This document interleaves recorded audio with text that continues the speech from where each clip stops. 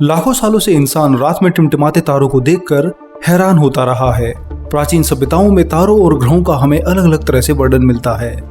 केवल अपनी आंखों से ग्रहों की ऑर्बिट और तारों के प्रकाश और उनमें हो रहे सुपरनोवा धमाकों से हमारे पूर्वजों ने बहुत खोजें की, जिससे पता चलता है कि हमारे पूर्वज ब्रह्मांड को लेकर बहुत गंभीर रहते थे। पर आधुनिक युग में विज्ञान और एडवांस गैजेट्स की मदद से हमने आज वो सब जान लिया है जिसे लाखों सालों तक कोई भी मानव नहीं जानता था। हम अब जानते हैं कि हमारी आकाशगंगा में कितने तारे हैं और हर तारा कितने वर्षों तक जीवित रह सकता है, ग्रह किस गति से परिक्रमा करते हैं और ब्रह्मांड कितना विशाल हो सकता है और ये क्यों फैल रहा है। पर इतना जानने के बाद भी और लगातार होती रिसर्च के जरिए भी हम आज तक ब्रह्मांड के असीम फैलाव को समझ नहीं सके हैं। पर विज्ञान हमेशा बदलता रहता है और चीजें विकसित होती रहती हैं। ऐसे में यह सवाल उठता है कि अगर हम बेहद एडवांस सिविलाइजेशन यानी सभ्यता बन जाएं और लाइट स्पीड से चलने वाला स्पेसशिप बना लें, तो क्या इनकी मदद से हम कभी भी अपने ब्रह्मांड को पार कर सकते हैं? क्या ब्रह्मांड में ऐसा कोई बॉर्डर है जिसे मानव जाति अनंत काल तक जीवित रहने पर भी पार नहीं कर सकती है? करोड़ों सालों तक लाइट की स्पीड पर चलने पर भी मानव सभ्यता इस ब्रह्मांड में कहां तक पहुंच सकती है? इन्हीं सभी सवालों के जवाब और ब्रह्मांड की अनदेखी सच्चाई को जानने के लिए तैयार हो जाइए साइमिक के साथ ब्रह्मांड की अनोखी यात्रा पर, जहां हम अपने कॉस्मिक होराइजन यानी उस बॉर्डर को जानेंगे जिसके पार ना तो हम जा सकते हैं और ना ही वहां से कोई चीज हमारे पास वापस आ सकती है। तो चलिए शुरू करते हैं।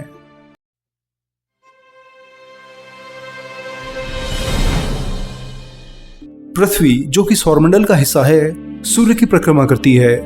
12,742 किलोमीटर चौड़ी पृथ्वी से हम इंसानों ने इस ब्रह्मांड को देखना शुरू किया है। लगभग 1 लाइट ईयर यानी कि 100 खरब किलोमीटर में फैला हमारा सौरमंडल ही इतना विशाल है कि हम इसे अभी भी किसी भी तरह के स्पेसक्राफ्ट से पार नहीं कर सके हैं। वहीं बात करें सबसे नजदीकी तारे प्रोक्सिमा सेंटोरी की, तो वो हमसे 4.3 लाइट ईयर दूर है, यानी कि लाइट की 3 लाख किलोमीटर पर सेकंड की स्पीड से भी यहाँ जाने में आपको कम से कम 4 साल 4 महीने लगने वाले हैं। अब तक के सबसे दूर भेजे गए स्पेसक्राफ्ट वॉयेजर 2 को यहाँ जाने में 73,000 साल लगने वाले हैं। अगर हम 400 किलोमीटर पर सेकंड की स्पीड का भी स्पेसक्राफ्ट बना लें तो इस तारे पर जाने में ही 3,000 साल लग जाएंगे। लाइट की स्पीड से ये हमें भले ही ज्यादा दूर न दिखाई देता हो, पर असल जिंदगी में ये हमसे 42 लाख करोड़ किलोमीटर दूर है। सोचिए, सबसे नजदीकी स्टार ही इतना दूर है, तो आगे आप समझ सकते हैं कि हमारी यात्रा और कितनी विशाल होने वाली है। मिल्की वे गैलेक्सी यानी हमारी आकाशगंगा में इसी तरह के 100 से लेकर के 400 अरब तक तारे हैं। लगभग 2 लाख लाइट ईयर में फैली हमारी आकाशगंगा बहुत बहुत विशाल है। 1350 करोड़ साल पहले इसी गैलेक्सी में स्टार्स का बनना शुरू हुआ और धीरे धीरे ग्रेविटी के कारण कई स्टार्स गैस और धूल के बादलों के मिलने से बनने लगे। इस समय हमारी आकाशगंगा में 95% तारे ऐसे हैं जो जन्म ले चुके हैं और अपने अंतिम समय के नजदीक हैं।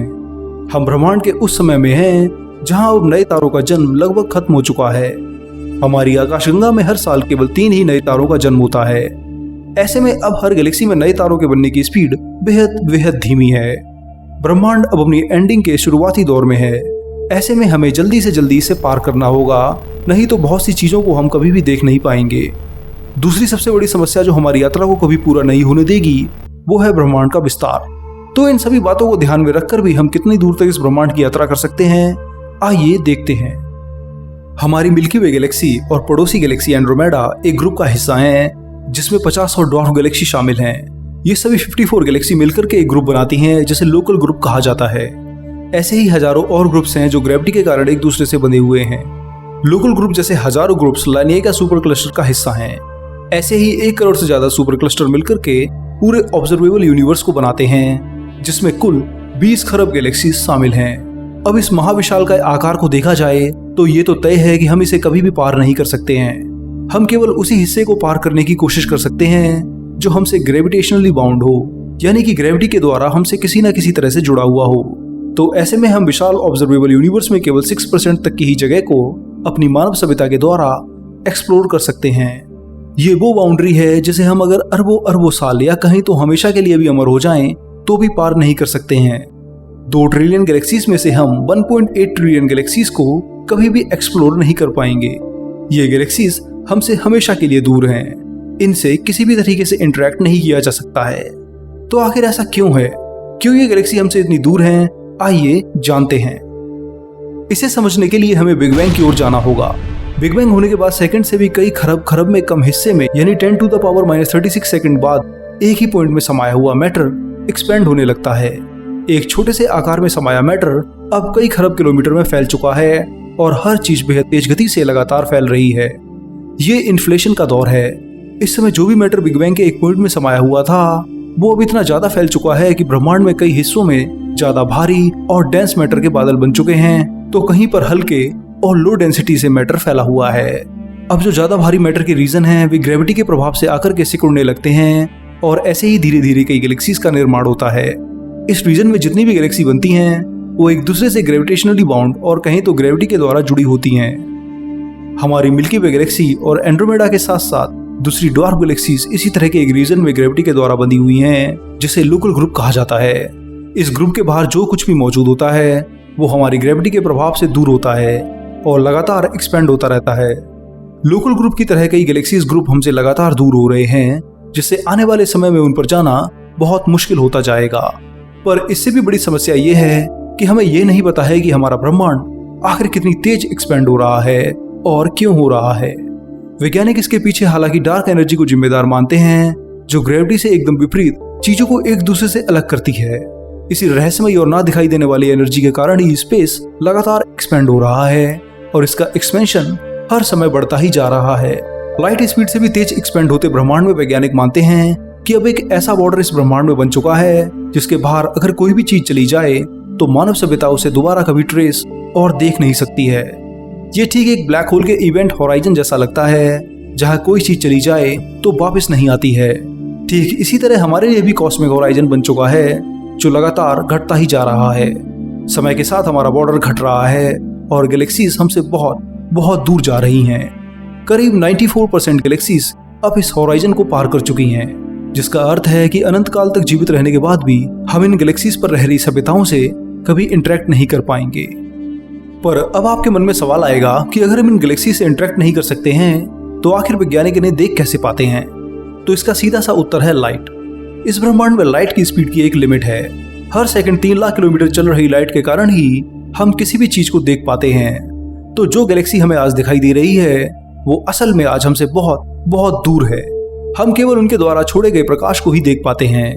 जैसे कि अगर कोई गैलेक्सी 12 अरब प्रकाश वर्ष यानी लाइट ईयर दूर है तो असल में वहां से जब पहली बार लाइट पृथ्वी की ओर चली होगी तो उसे पृथ्वी तक आने में 12 अरब साल लगे होंगे। तो जो हमें इस गैलेक्सी की इमेज दिखाई देती है वो असल में 12 अरब साल पहले की है। प्रेजेंट में यानी आज के समय में यह गैलेक्सी हमसे बहुत बहुत दूर है। ये हमारे कॉस्मिक होराइजन से भी बाहर जा चुकी है और अब इस पर हम कभी भी किसी भी तरह से इंटरेक्ट नहीं कर सकते हैं। बस टेलीस्कोप से पुरानी इमेज ले सकते हैं। इससे पता चलता है कि हमारा यूनिवर्स लगातार विशाल होता जा रहा है और चीजें हमसे लाइट स्पीड से भी तेज दूर हो रही हैं और हम चाह करके भी लाइट स्पीड से तेज स्पेसक्राफ्ट नहीं बना सकते हैं। तो इसलिए हम इन गैलेक्सीज पर कभी भी पहुंच नहीं सकते हैं। अगर हम टाइप 3 सिविलाइजेशन भी बन जाएं और 1 करोड़ साल तक लाइट की स्पीड से इस ब्रह्मांड की यात्रा करें तो भी हम इन 94% गैलेक्सीज पर कभी भी नहीं जा सकते हैं। हम केवल 6% ऑब्जर्वेबल यूनिवर्स में ही अपनी एक्सप्लोरेशन कर सकते हैं। इस हिस्से में अरबों गैलेक्सीज हैं और इनका फैलाव करीब 18 अरब लाइट ईयर तक है, पर ये लाइट स्पीड से भी कम स्पीड पर हमसे दूर हो रही हैं। तो यहाँ हम फिजिकल तौर पर भविष्य में पहुंच सकते हैं। इसके आगे की किसी भी गैलेक्सीज में हम नहीं जा सकते हैं, पर यह रीजन भी धीरे धीरे एक दिन हमसे दूर हो जाएगा और केवल हमारा लोकल ग्रुप बचेगा जिस पर हम अपनी यात्रा कर सकेंगे। पूरे ऑब्जर्वेबल यूनिवर्स का 0.000000000000001% जितना आकार यानी लोकल ग्रुप ही हमारा ब्रह्मांड होगा। इस ग्रुप में 4 अरब साल बाद मिल्की वे और एंड्रोमेडा गैलेक्सी की टक्कर मिल्कोवेडा नाम की एक नई गैलेक्सी को जन्म देगी, जिसमें खरबों तारे होंगे। इस टक्कर के कारण बचे हुए गैस क्लाउड से और नए तारे बनेंगे, पर हम फिर भी इसी गैलेक्सीज का हिस्सा बनकर रह जाएंगे। डार्क एनर्जी के कारण धीरे धीरे एक ऐसा समय आएगा कि हमारा लोकल ग्रुप भी टूट कर बिखर जाएगा। हर गैलेक्सी हमसे दूर हो जाएगी और मिल्कोमेडा एक अलग थलग गैलेक्सी बन जाएगी। लाइट से भी तेज स्पीड से दूर होती गैलेक्सी से फिर कभी भी लाइट हमारी ओर नहीं आएगी और हम इस ब्रह्मांड में अनंत काल तक ऐसे ही भटकते रहेंगे। इस समय हर सेकंड 60,000 तारे हमारे कॉस्मिक बॉर्डर से दूर होते जा रहे हैं। आज ये जहां हमें किसी टेलीस्कोप की इमेज से दिखाई देते हैं, असल में इतने दूर जा चुके हैं कि हम सोच भी नहीं सकते हैं। खैर, अभी तक हम ऑब्जर्वेबल यूनिवर्स की बात कर रहे हैं, जो कि 14 अरब साल पहले बना था। अगर इन्हीं 14 अरब वर्षों को देखा जाए तो बहुत सी गैलेक्सीज, क्वाज़ार्स और सुपरमैसिव ब्लैक होल हैं जो हमसे इतनी दूर जा चुके हैं कि अब वो ऑब्जर्वेबल यूनिवर्स का भी हिस्सा ना हो। हमें नहीं पता है कि हमारा ब्रह्मांड कितनी तेज फैल रहा है, पर यह तो तय है कि यह लाइट स्पीड से ज्यादा है। लाइट की फिजिकल लिमिट हमें कभी भी बचे हुए ब्रह्मांड को देखने नहीं देगी। इसलिए अगर हमें भविष्य में अपनी कॉस्मिक बाउंड्री तोड़नी है तो कुछ ऐसा करना होगा जो लाइट से भी कम समय में हमें किसी दूसरी जगह पहुंचा दे। अब ये कैसे होगा और किस तरह होगा, इस पर मैं पहले ही एक वीडियो बना चुका हूं, जिसे अगर आप देखना चाहते हैं और इसके साथ साथ अगर आप हमारी स्पेस साइंस की ई बुक लेना चाहते हैं तो डिस्क्रिप्शन में दिए गए लिंक पर क्लिक करके ले सकते हैं और वीडियो भी देख सकते हैं। दोस्तों, फिलहाल इस वीडियो में इतना ही। यहाँ आपने आज उस स्पेस बाउंड्री और कहीं तो कॉस्मिक होराइजन को जाना है जिसके आगे मानव सभ्यता ना तो जा सकती है और ना ही हम इसके बाहर मौजूद गैलेक्सीज और दूसरे ऑब्जेक्ट से कभी इंटरेक्ट कर सकते हैं।